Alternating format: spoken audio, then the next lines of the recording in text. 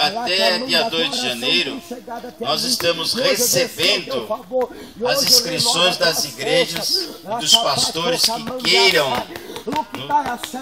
aqui estarem conosco no dia 25 de janeiro, das 9 às 18 horas, onde estaremos fazendo a quarta conferência.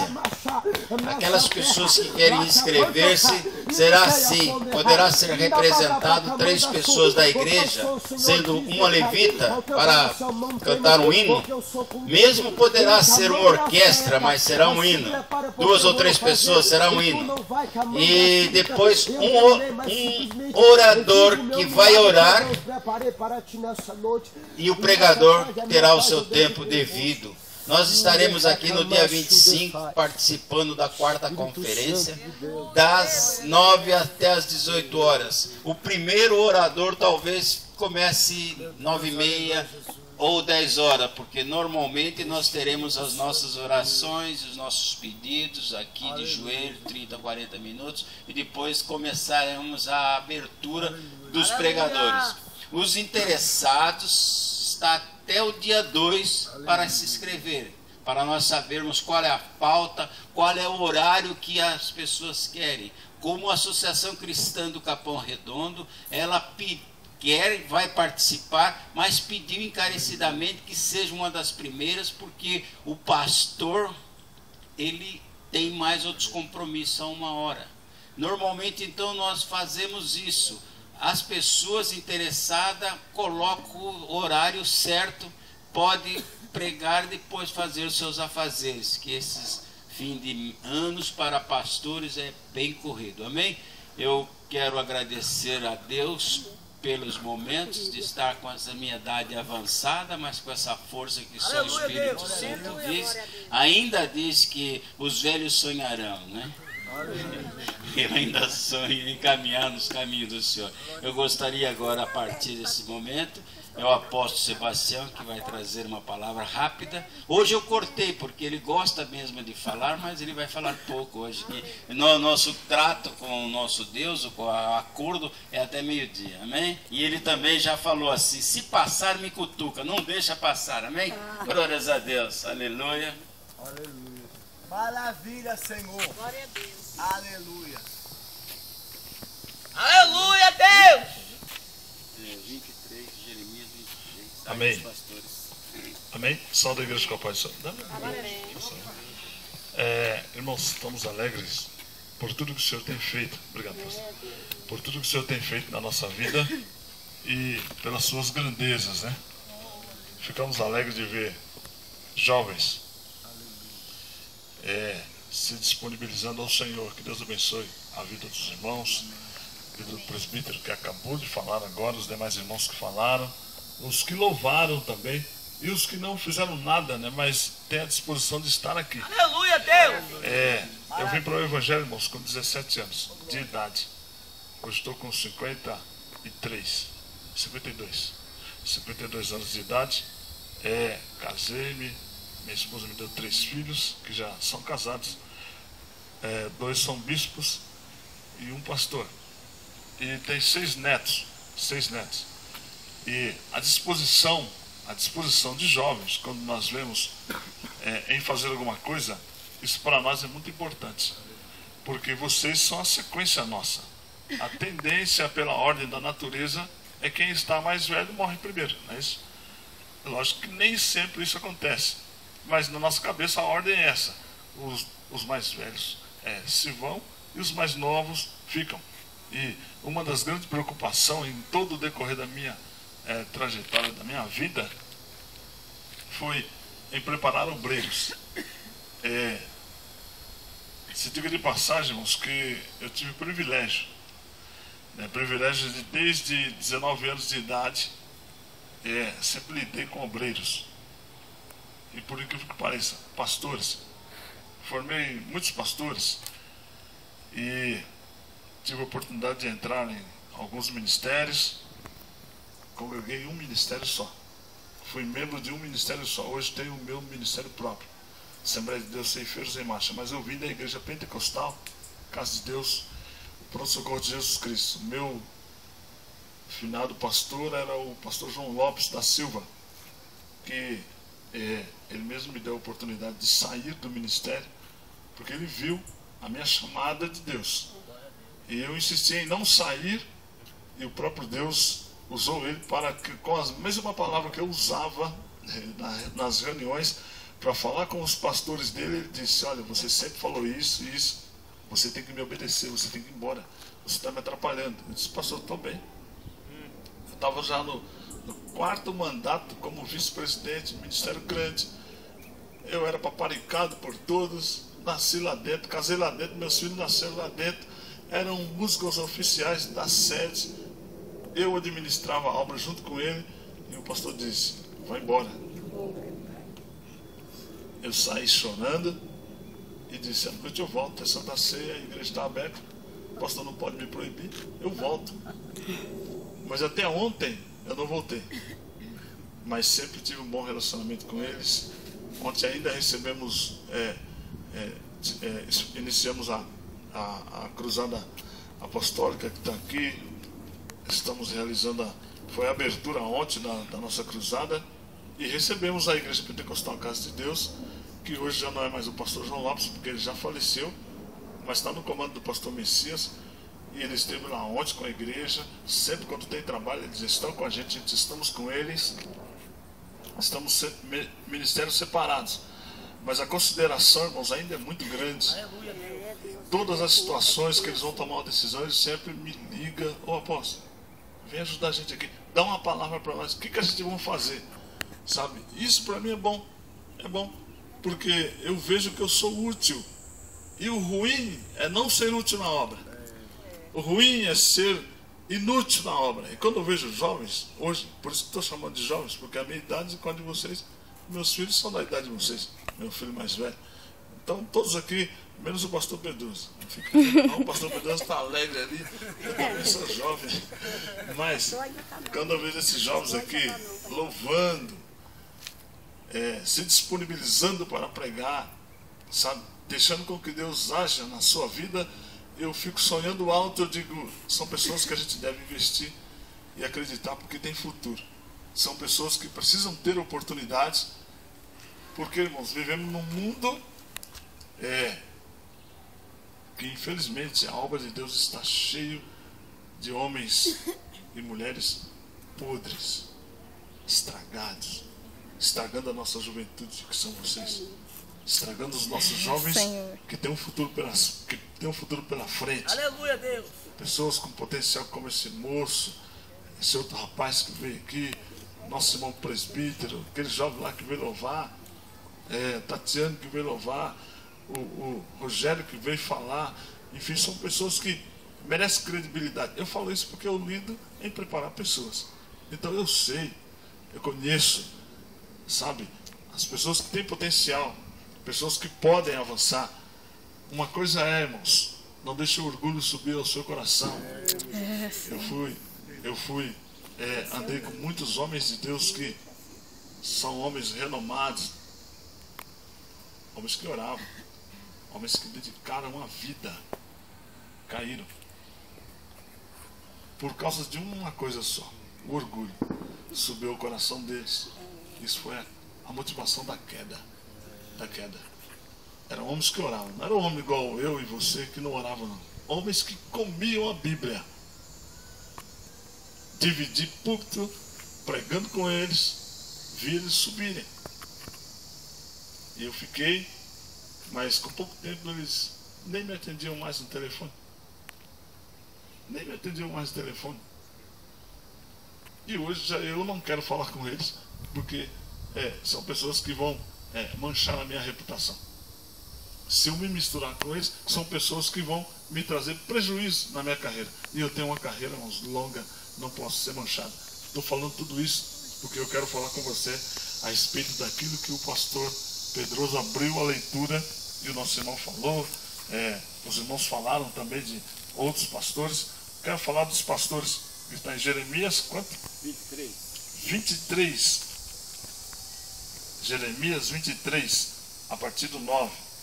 Profecia contra os falsos profetas, não é isso? Não foi isso? Eu falei do 1 A do 1. Amém. Amém. É porque eu estava gravando, então eu não estava prestando atenção, porque a minha atenção estava voltada em uma coisa só. Isso, 23 a partir do versículo 1. Eu não vou ler, porque os irmãos já leram, os que estavam aqui no princípio, mas eu quero que você tome muito cuidado em pouco tempo naquilo que eu vou te dizer. Quando se diz, irmãos, pastor, quem não quer ser pastor? Todos querem. Com 17 eu aceitei Jesus, com 19 anos eu era secretário da congregação. E eu fui na reunião, levaram um documento ao pastor que estava na reunião, e chegando lá, bati na porta da sede, e o pastor abriu a porta. Eu vi um monte de homem, tudo bem vestido. Desde o mundo eu sempre me vesti bem. Desde o mundo eu sempre andei de social. Desde o mundo eu sempre tive o cabelo baixo. Em nenhum lugar você vai ver nenhuma recordação minha de cabelo alto. Sempre cabelo baixo, calça social, sapato social, camisa social, sempre. A minha vida sempre foi essa. E certa feita, quando eu bato na porta da igreja, o pastor abre, eu vejo aquele monte de homem, tudo de terno, tudo arrumadinho. Eu disse: ô pastor, o senhor vem para a reunião e não me chama? Ele disse: não, aqui não pode entrar. Aqui só entra pastor. Eu disse: amém. Mas um dia eu vou entrar aí, pastor. Isso vai demorar muito. E não é, irmãos, que passou, acho que uns 2, 3 meses, teve reunião, teve eleição da diretoria da igreja, a reforma, e o secretário-geral me conhecia porque, através da minha caligrafia, eu escrevia bem. E hoje, com certeza, deve ter melhorado, né? Mais tempo de vida, mais velho, tem mais experiência. E ele disse: olha, por que você não concorre à secretaria do ministério? Eu disse: mas pode? Ele disse: pode. Aí eu concorri, ganhei. E com 3 meses, eu estava na reunião de pastores. Aí eu falei: ô pastor, o senhor falou que eu ia demorar para entrar? Aí eu estou aqui. Só que nunca mais eu saí. Nunca mais eu parei de falar com homens de Deus. A Bíblia diz que Deus cumpre o propósito e o desejo do nosso coração. Aleluia, Deus! Então observe, irmãos, ai dos profetas, ai dos pastores que apacentam-se a si mesmos. Princípio: o que é ser um pastor? Não é ser um homem que tem um documento escrito pastor.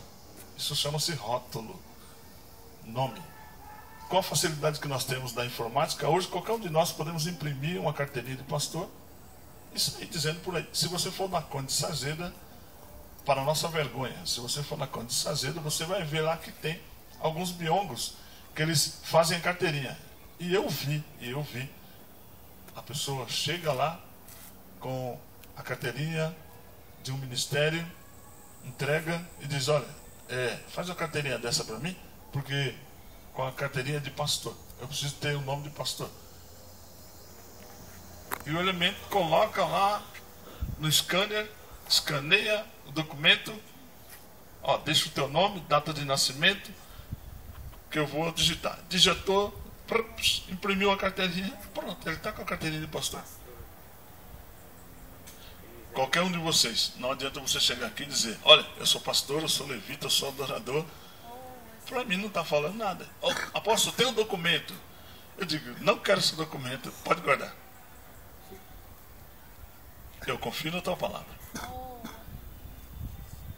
Mas só tem uma verdade, irmãos. A Bíblia diz que pela árvore se conhece o fruto. Eu vou confiar na tua palavra em primeiro plano. Em segundo plano, a Bíblia diz que eu tenho 2 olhos para mim ver. Então eu preciso ver a tua vida. Eu preciso ver se você senta direito, se você fala direito, como você se comporta. Eu tenho 2 ouvidos que ouvem muito bem. Então eu quero acompanhar a tua vida. A minha Bíblia diz que o tempo, só o tempo, vai me mostrar quem é você. Aqui eu estou vendo, olha, bonitinho, todo mundo com carinha de anjo, né? Mas o tempo vai me mostrar se realmente são anjos. Os irmãos pregaram muito bem, ótimo, parabéns, que Deus o conserve assim, as pregações, os louvores excelentes. Mas o tempo vai me mostrar se realmente vocês são o que estão falando. Aleluia, Deus. Agora, não tem como ver. Não deu fruto. Eu tenho que esperar. Por isso Jesus, quando desce do monte, ele vai direto numa árvore que não era tempo de fruto, numa figueira. E estava muito bonita, como estamos nós aqui. E ele chega na figueira, começa a mexer e diz: estou com fome. E os discípulos dizem: olha, essa árvore ainda não é tempo de dar fruto. E Jesus disse: é problema dela. Eu estou com fome. Eu quero comer. Se não é tempo, ela que se virasse, porque sabia que eu estava aqui. Ela tinha que ter fruto. Então seque-se essa árvore e ninguém coma mais fruto dela. Senhor, mas não pode estar errado. Ele disse: seque-se essa árvore e ninguém coma mais fruto dela. E secou até a raiz. O Senhor, irmãos, não está preocupado se você está preparado ou se deixa de estar preparado. Deus, ele é um Deus de responsabilidades e de delegações de responsabilidades. E quando ele chama alguém, ele o prepara no meio do caminho. Sabe, não basta ser um homem ou uma mulher de Deus. É muito bom as revelações, as profecias, os mistérios são excelentes. Mas isso não sustenta ninguém. Porque o dia que acabar a revelação, a profecia, o sapateado, a Deus viola. Acabou tudo. Se você não se firmar naquilo que é a palavra de Deus. Por isso que a Bíblia diz que esta palavra que nós temos, irmãos, é a única regra de fé e prática. Que não cesse a revelação, que não cesse a visão. Porque é muito bom, a Bíblia diz: se a profecia parar, o povo se corrompe. Se a boca profética calar, o povo se corrompe. É importante que você fale em línguas? Sim, muito importante. Ah, mas edifica a mim mesmo. Não tem problema. Mas pelo menos alguém vai saber que Deus está na reunião. Mas língua estranha não salva ninguém, não leva ninguém para o céu. Profecia não salva e não leva ninguém para o céu. Revelação não salva e não leva ninguém para o céu. Pregar bonito não salva e não leva ninguém para o céu. Mas a Bíblia diz: se nós nos convertermos, ou seja, você vai indo para a direita, você se converte para a esquerda, então você está vindo para um lugar correto, você está vindo para um lugar certo. E se você não faz isso, vou desligar isso aqui, porque ele não é crente. Se você não faz isso, o que acontece? Você perde o rumo, você perde a direção, você perde o comando. Não deixe, irmãos, que nada venha interferir na tua vida, porém, não desaparte-se do teu Senhor. Continue fazendo o que você sempre está fazendo, porque o Senhor será com tua vida, o Senhor será sobre tua vida, o Senhor será sobre a tua casa, sobre a tua família. Então, quando se diz pastor, se diz alguém que se apresenta para apacentar a obra do Senhor, apacentar ovelhas do Senhor. Apacentar ovelhas é receber o povo do jeito que é, tratar o povo. O pastor é o que cura. Só um segredinho: se você quer ser um pastor um dia, ou se você já é um pastor, é que Deus não pode machucar nenhuma dessas pessoas que estão aqui. Acho que foi você que disse que tem crentes que fuma, ou foi o presidente? Você? Pronto, crente que fuma. Eu conheço muitos. Pastor que bebe, pastor que toma uísque, pastor que usa droga. E não é pastorzinho, é pastorzão. Grandão.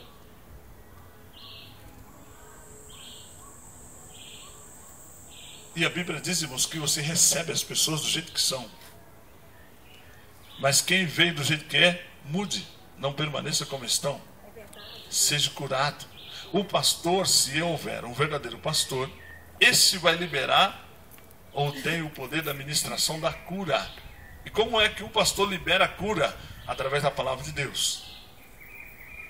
O pastor é chamado para aliançar a igreja ao Senhor. quando você estuda sobre os 5 ministérios, evangelista é o dedinho, porque ele serve para tudo, né? Você coça a orelha, coça o nariz, coça o cabelo. O dedinho normalmente as irmãs usam, né? Que é mais fino, não atrapalha o penteado. Então o dedinho ele representa o ministério do evangelista. O outro dedo próximo, que é o anelar, representa do pastor, que é o casamento. É o dedo que você usa aliança. O ministério do pastor é aquele que faz o casamento, aliança à igreja, ao Senhor, é aquele que conduz a igreja. O pastor é aquele que apacenta e direciona a igreja em direção da salvação, em direção do Senhor. Foi para isso que o pastor é chamado. O pastor não foi chamado para outra coisa, para conduzir a igreja, não para amarrar o povo a ele. É o que os ministérios hoje fazem, né? O pastor normalmente amarra o povo a ele. Aí diz: ó, irmão, eu vou mudar de setor. E o pastor vai mudar de setor, nós também vamos. O pastor vai mudar de igreja, nós também vamos. Isso não é pastor. Porque o pastor, ele trabalha em favor da obra. Ele cura, trabalha para que as ovelhas sejam curadas e conduz a ovelha em direção ao Senhor. E não em direção a ele. Tudo para mim, olha, essas ovelhas são minhas. Esses irmãos só me obedecem.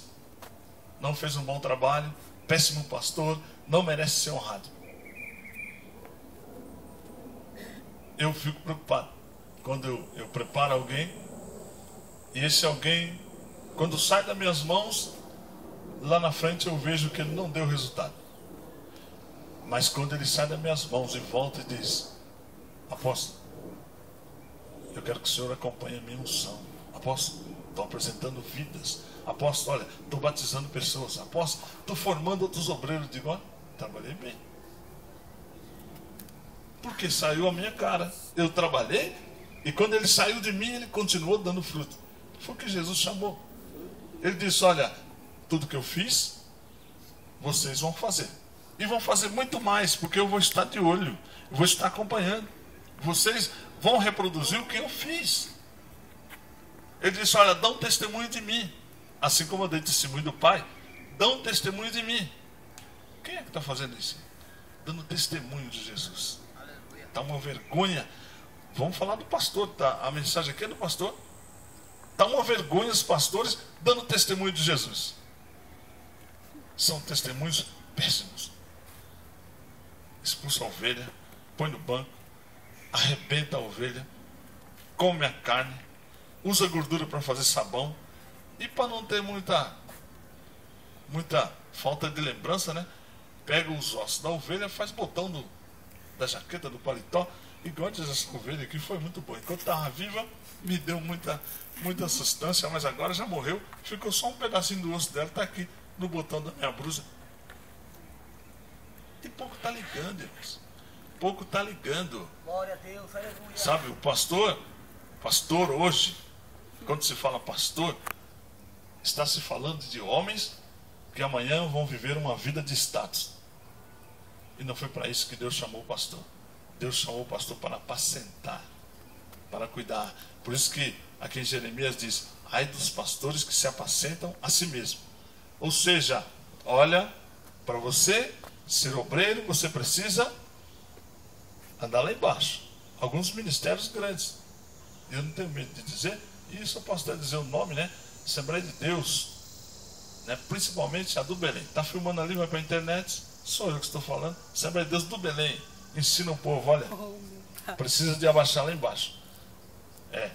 O diácono, se ele quiser ser presbítero ou evangelista, ele precisa carregar o pastor nas costas. Senão ele não é consagrado. E precisa ter cultura, hein? Se não tiver cultura, depois tem que falar em línguas. Não é a regra da Bíblia. Não é isso que a Bíblia ensina. Não é isso que a Bíblia ensina. Joel, a Bíblia diz Joel, em Joel a Bíblia diz assim, Joel 2. Nos últimos tempos derramarei do meu espírito sobre toda a carne. Não é escolher algumas carnes. Sobre todas as carnes derramarei do meu espírito. E eles vão ser cheios, vão falar, vão agir, vão trabalhar, vão ser impulsionados, vão ser direcionados. Ele não disse só do pastor, só da igreja A ou B. Ele diz, sobre toda a carne, derramarei do meu espírito. O Senhor quer usar a todos. E que vocês amanhã, quando forem formados, ou quando tiverem um posicionamento, sejam pessoas que entendam a situação do outro. Se você receber na tua igreja alguém que bebe, alguém que fuma, e todo mundo está jogando ele fora, olha, o Senhor te chamou para cuidar. Traz para junto de você e aconselha. Ah, mas não tem jeito. Esse irmão aí, ó, essa irmã não tem jeito. Esse é bom. É um remédio. Você tem o remédio. O Senhor te chamou para curar. Eu fico apavorado quando eu vejo pastores dizendo assim, olha, minhas ovelhas não vão andar por qualquer lugar para não se contaminar. Isso é um sinal de fraqueza. Porque se a tua ovelha ou a ovelha que você cuida se contaminar, a Bíblia diz que você tem um antídoto para curar. Ué, se você sai, a ovelha contamina, você não tem um remédio que cura? Então você está fazendo o que na obra? Você tem medo que ouçam palavras que vai tirar a ovelha da tua igreja? Irmãos, a Bíblia diz, Jesus ele dá um bom exemplo. Evangelho de João 10. Eu sou o bom pastor. Isso Jesus dizendo. E o bom pastor dá a vida pelas ovelhas. As minhas ovelhas me ouvem, a minha voz entende. E quando eu ouço elas também entendem. Elas me entendem e eu as entendo. Elas me reconhecem e sou reconhecido. E eu também, Jesus dizendo, as reconheço. Se você tem uma boa palavra, se você tem uma boa palavra que eu digo da palavra de Deus, se você tem uma proposta com Deus de dar o melhor daquilo que Ele tem te dado, não é que você quer dar, porque essa palavra é que cura, essa palavra é que limpa, essa palavra é que trata, essa palavra é que converte. Então pessoas que andam com você ou que estão debaixo da tua ordem são pessoas convertidas e não convencidas. Nos últimos anos que nós andamos, nós vemos pessoas, muita gente convencida na igreja. Oh meu Deus, é uma tribulação. Porque você entra na igreja e o irmão diz, olha irmão, aceita Jesus, levanta a mão, aceita Jesus para você morar no céu. E fica um monte de gente no ouvido, vai irmão, vai lá, aceita Jesus. Acaba convencendo a pessoa. E não é que com pouco tempo eles dão uma Bíblia para a pessoa e diz, olha, a roupa aqui, você tem que andar assim, assim, assim. A pessoa começa, vai para casa e muda de roupa, não se converte. Ele vai para casa, no outro dia ele volta. Se você não tem uma roupa, nós vamos te dar. E a junta todo mundo compra roupa e dá. Aí a pessoa põe a roupa e vem. Arruma a Bíblia, dá para a pessoa, ela vem. E não é que a pessoa acredita que é crente mesmo? Acredita. Depois logo já batiza e diz, vai cantar no coral. Eu sou crente. E a pessoa acredita tanto que começa a falar em línguas. Mas está convertida? Convenceram. Juntou todo mundo e convenceu a pessoa que ela é crente. Procura algum crente dentro da igreja. Procura algum cristão dentro da igreja. Está difícil de encontrar cristão hoje. Você encontra muita gente mudada. Mudou de roupa, mudou de atitude, mudou de vida. Mas o resultado continua sendo gerado, os mesmos resultados. O resultado é o mesmo. Na vila, a fome é má. Não. Sou crente, mas esse braço aqui não é crente. E tem uns que tem orgulho, né? Ó, quando eu estava no mundo, se fosse hoje, a Bíblia diz que o velho homem já, mas ele não morreu. Todo dia ele manifesta dentro de nós, porque o apóstolo Paulo diz assim, porque o pastor não ensina, mas o apóstolo Paulo diz assim, olha, todos os dias eu sou crucificado com Cristo. Eu sou sepultado em Cristo. para que eu não viva, mas Cristo vive em mim. Para que o meu velho homem, a minha velha natureza não se manifeste, porque ela nunca saiu de nós. Por isso que o pastor Pedroso mencionou aqui, dizendo assim, Pedro foi um homem que contagiava os demais apóstolos. E Jesus o chamou, então Pedro veio, todo mundo veio. Só que quando Jesus morre, e Pedro volta a pescar, ele contagia todo mundo volta a pescar. Por isso que Jesus vem, chama Pedro de novo e diz, Pedro é o cara. Né? Se fosse hoje, ele diz, Pedro é o cara. Por isso que Jesus diz assim, Pedro, sobre ti edificarei a minha igreja. Pedro não tinha qualidade nenhuma.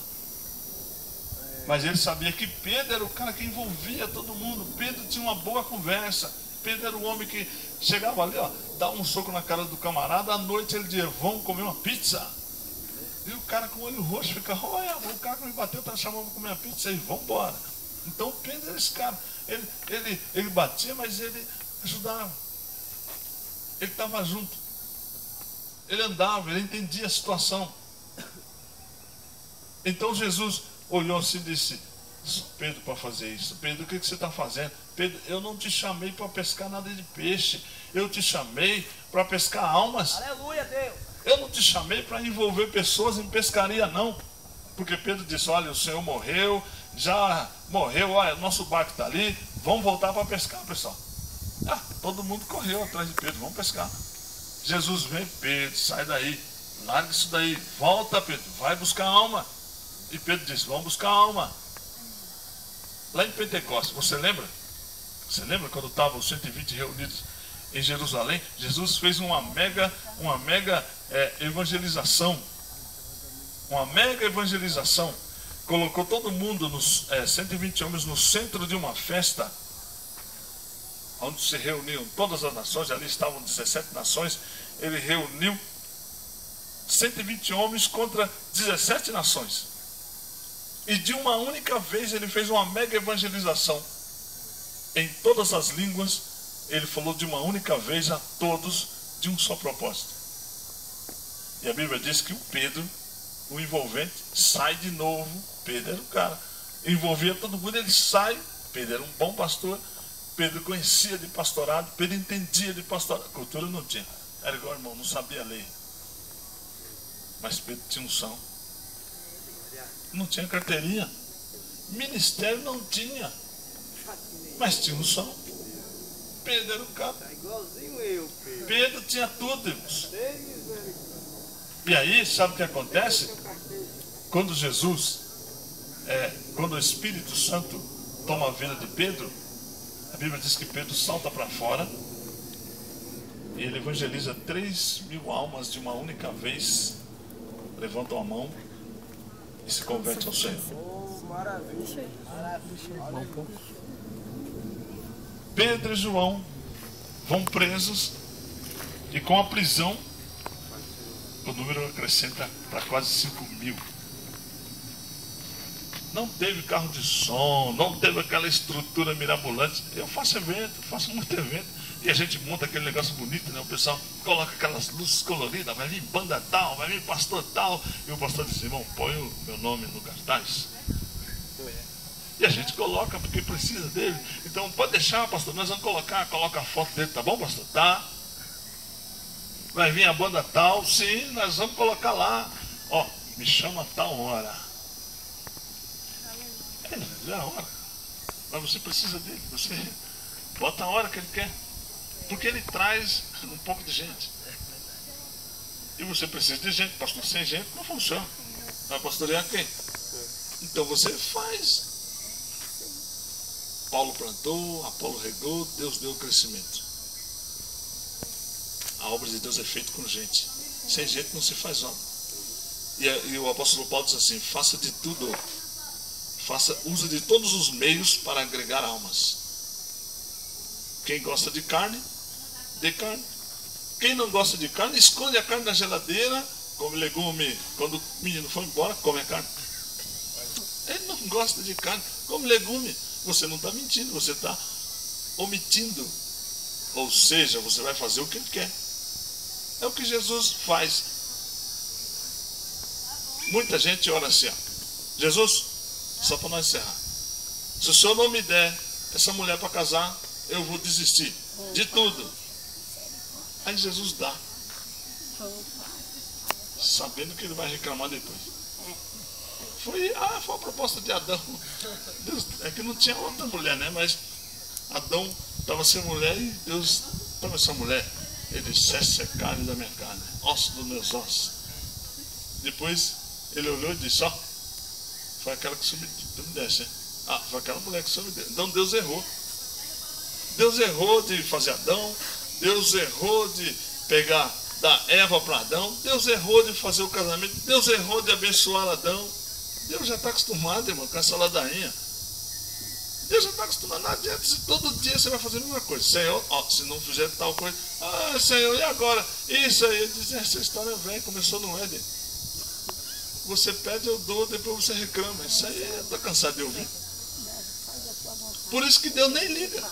Deus não está nem aí, ó. Ó, o problema é teu. Cada um arrumou seus problemas, se vira com o problema. Você quer? Deus dá. Depois não chora. Se chorar, ele diz, bom, meu céu está feito aqui. Aqui não tem problema nenhum. Quem está com problema é você. Isso aí até é problema da terra. Aqui não entra. Nem vem pra cá com ele. Não, ele não recebe. Ele não recebe, não adianta reclamar. Jesus, eu estou pregando dia e noite, não estou tendo tempo para ler. Eu vou fazer o quê? Você não pode estar em dois lugares ao mesmo tempo. Não tem como você pregar aqui no Brasil, pregar no Japão daqui a 5 minutos. Eu vou fazer o quê? Você tem que andar. Ué?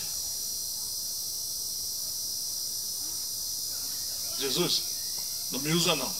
Você vai usar quem? Jesus, não vou falar não. Ué, e quem vai falar? Irmão, o dia que Jesus saiu do trono dele, já viu muito crente, olha, Jesus está saindo do trono dele, está vindo te abençoar. Infelizmente, irmãos, uma má notícia para quem usa esse jargão. Jesus, ou Deus, nunca vai sair do trono dele, porque tem um doidinho esperando ele sair para sentar. Porque foi isso que ele falou, né? Ele disse, farei. Ele não tinha lugar para sentar, ele disse, então já que eu não tenho lugar para sentar, vou construir meu trono acima do Altíssimo. E lá eu ponho meu trono e sento. Você está entendendo? Se Deus sair do trono, ele é o primeiro a correr para sentar. Quem está no trono é que comanda. Se você sair do teu posto, outro toma. E se Deus sair do lugar, também ele não é Deus, sabe? Porque olha o tanto de gente à toa, está tudo sentado aí à toa. Eu preciso levar uma cesta básica para a irmã Maria. Por isso que foi Jesus que trouxe para a senhora ou foi a irmã que trouxe? Jesus mandou, não é isso? Mas quem trouxe foi ele? Não. Foi a irmã, não foi? Foi a irmã. Pois é, se Deus sair do trono para a irmã, uma cesta básica, misericórdia. Perder tempo de levar uma cesta básica, ainda que ela custa 50, ou ainda que ela custa 500 reais. Se Deus for sair do trono para levar uma cesta básica de 500 reais na casa do irmão, eu vou te falar. Está ruim o comando dele. O Senhor toca no coração das pessoas. Está ruim. Por isso que o centurião de Cafarnaum, observe, por isso que o centurião de Cafarnaum, Jesus o reconheceu e ele reconheceu a autoridade de Jesus. Ele disse, olha, Jesus, eu sou homem que comando 100 homens. Ou seja, esses 100 homens, se juntarem todos eles, vão me bater, podem me trucidar. Mas olha, quando eu dou ordem, eu digo, vá, ele vai. Eu digo, fica, eles ficam. E eles têm poder. 100 homens, eu não aguento 100 homens. Mas eles me obedecem. Então, Senhor, envia só uma palavra, porque o meu criado vai ficar curado. Está vendo? Ele reconheceu a autoridade. Glória a Deus. E o pastor é uma autoridade. O pastor não é o que bota medo. Não adianta fazer cara feia. Pastor de cara feia, irmãos, as ovelhas têm medo. Ó, o pastor chegou, corre. Porque o pastor anda com a cara feia, mal-humorado, mal-amado. Ele não tem perspectiva nenhuma. Cara feia não resolve nada, irmãos. Cara feia é sinônimo de fome. É pastor que anda com problema. Cara feia não impõe ordem. O que impõe ordem é a autoridade. Quem tem autoridade não tem cara feia. Para ter autoridade não precisa ter cara feia. precisa exercer a autoridade. E só exerce a autoridade quem reconhece que é realmente a autoridade. Ô, glória. Porque senão você é um Zé Mané. E Deus não chama Zé Mané. É, Deus, é Não. verdade. Deus chama autoridade. Você quer ser uma autoridade amanhã? Então aprende a honrar aquilo que está sobre a tua vida. Aleluia. Se você é o limpador do banheiro da igreja, quando alguém disser assim, vamos chamar o irmãozinho, irmãozinho não. Eu limpo o banheiro da casa do meu Senhor. É o banheiro da casa do meu Senhor. Não é nem o banheiro da minha casa. O banheiro da minha casa é qualquer casa. Eu limpo o banheiro da casa do meu Senhor. Ah, irmão, o que é limpar o banheiro da igreja? Não é o banheiro simplesmente de uma igreja. É o banheiro da casa do meu Senhor. Aonde vem os servos do meu Senhor. Eu preciso fazer direito. Aleluia. Não é o pastor que é honrado. É a base que precisa ser honrada. Porque quando crescer, cresce com uma estrutura boa. O que um monte de obreiro bagunçado que tem, porque a base dele é deficiente. A base dele é problemática. A base dele, irmãos, é mal feita. Ele cresce sem organização, depois como é que vai ser um bom pastor? Nunca vai ser, porque ele já cresceu. Depois que você fica adulto, você já viu? A pior coisa é mexer com o velho teimoso, né? Você fala, irmão, bate o prego aqui. Ele diz, não. Da minha época sempre bati o prego assim. E não adianta você estar insistindo com ele, porque ele vai falar que sabe mais do que você. Quem dirige o carro aqui? Pronto. Fica do lado de fora dizendo, vem. O motorista que já entendeu, ele vem um pouquinho, para e vai para lá e você está chamando aqui. Vem, pode vir. Ele não vem.